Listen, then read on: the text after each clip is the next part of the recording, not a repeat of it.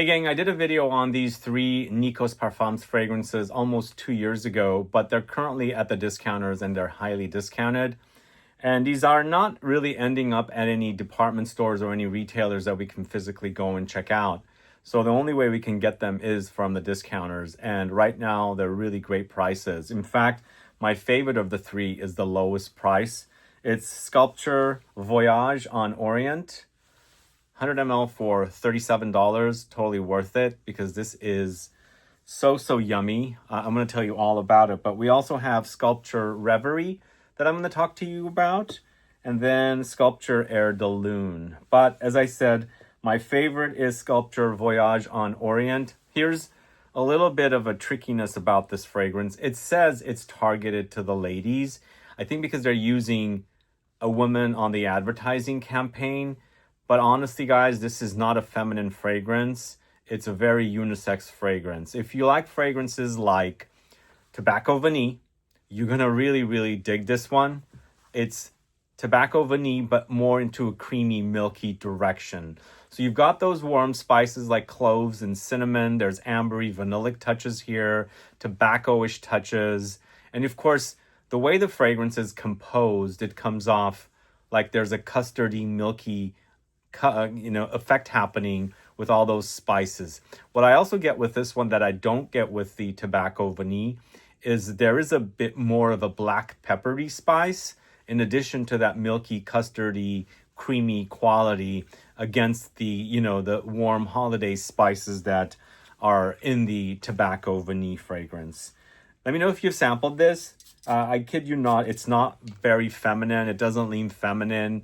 Because the biggest reminder for me is Tobacco Vanille. But just think about Tobacco Vanille with a super intense black peppery spice and also that kind of custardy, milky, creamy quality.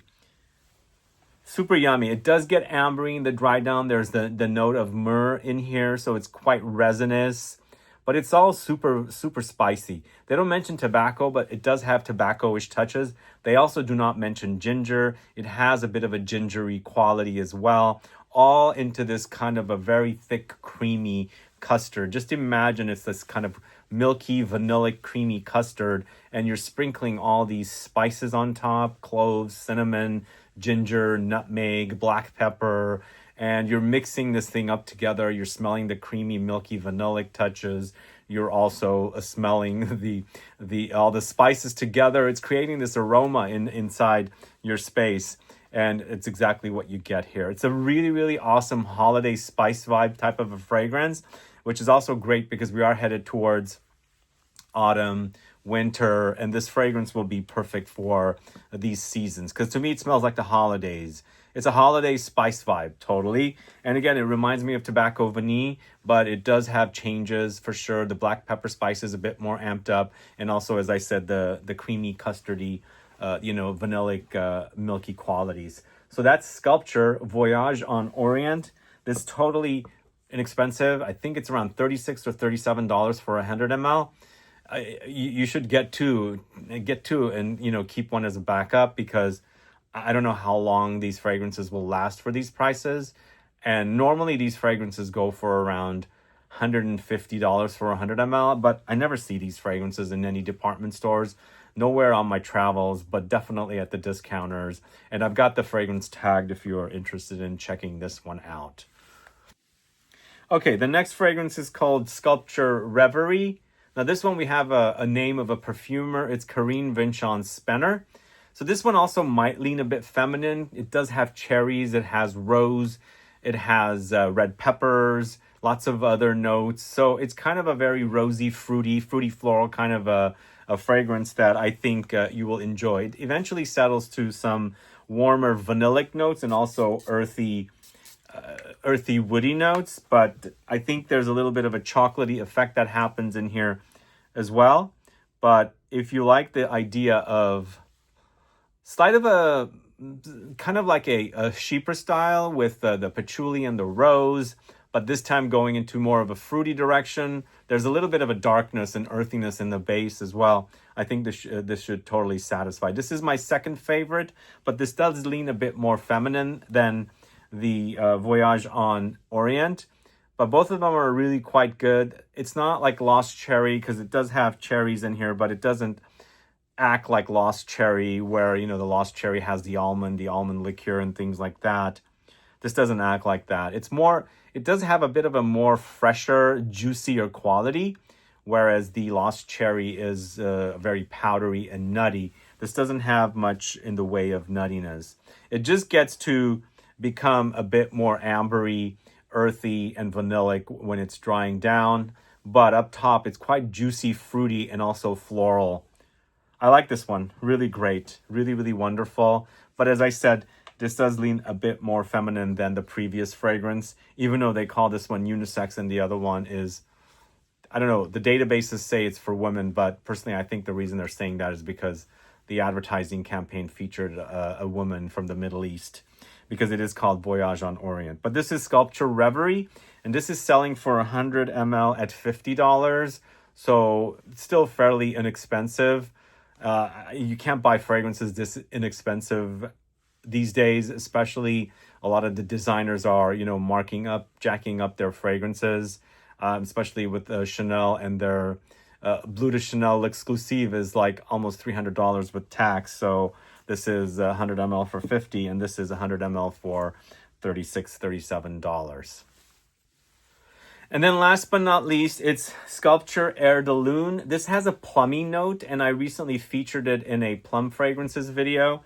So what I like about this one is it's giving me a bit of old school vibes because it's quite musky, but it does have the fruity undertones. So it has a little bit of like an old school vibe in there, mixed in with something kind of fresh and fruity from the plum note that's in here. But it has pralines, it has plums, it has bourbon vanilla, lots of musk. There's mandarin, but I don't know why, but I get a little bit of something old school here. I think it's the musk that they're using. It's a bit more like an old school type of musk. It has this kind of slight animalic funk to it. It also has warm spices and things like that, I believe, in the mix as well. But the plums, I think it's a nice mix of lots of plums and also lots of musk with some sweetness and citrusy touches under there. This might sit a bit closer to the skin. And so it's my least favorite of the three, but I enjoy it as a smell because I like that kind of old school reminder. It's not fully there, but way in the background, it has that kind of an effect happening. And mixed with the plums, it's very unusual, but in a good way.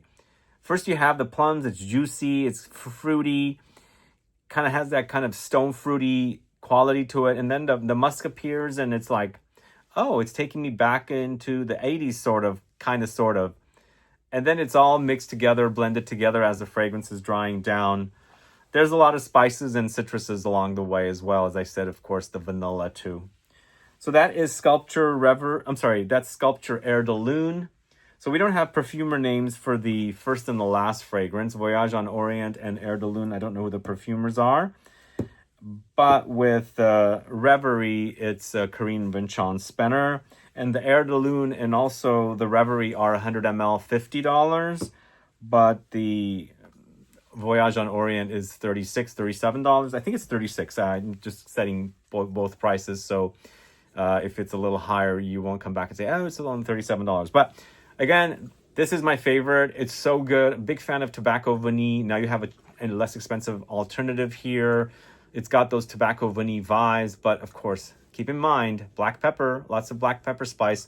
At least on my skin, it comes off very black peppery with all those warm spices like the nutmeg, the cloves, the cinnamon, and even gingery touches. And of course, with this one, you're also getting that custardy, creamy, milky quality, all mixed in with the vanillic touches and the resinous myrrh resin touches. So it gets ambery in the dry down. But I think this is totally worth it for 100 ml, $36, totally worth it. Again, as I said, it's also really, really perfectly holiday spice vibe. So if you're looking for something to wear during the holidays, this is going to be it. Because I used to wear a lot of Tobacco Vanille for Thanksgiving. And I think this will make a really, really great Thanksgiving fragrance. So either way, I wanted to update you guys with these promotions and deals, especially if you're looking for some deals. And I've already done a video on these 3 plus 3 other fragrances from Nikos Parfums in one video, but since the promotion, I discovered that promotion, I wanted to highlight it for you guys so you would know. But let me know if you've sampled these 3 fragrances: Sculpture, Voyage on Orient, Sculpture Reverie, and Sculpture Air de Lune. Have you tried them? Do you enjoy them? Are you a fan of the original Nikos Parfums Sculpture? The new version that I like from the Nikos Parfums Sculpture, the very first fragrance, they have a Parfum edition in the blue bottle. Really, really awesome. That's also worth checking out. If you're in the market for these, I have them tagged within YouTube. You can click to those fragrances, head over there, and pick them up. Again, as I said, they're really, really inexpensive. They'll also make really great gifts. Either way, guys, thanks so much for tuning in today. If you have any questions or comments, please list below. Please like this video and subscribe to the channel if you haven't already. See you guys later. Bye-bye.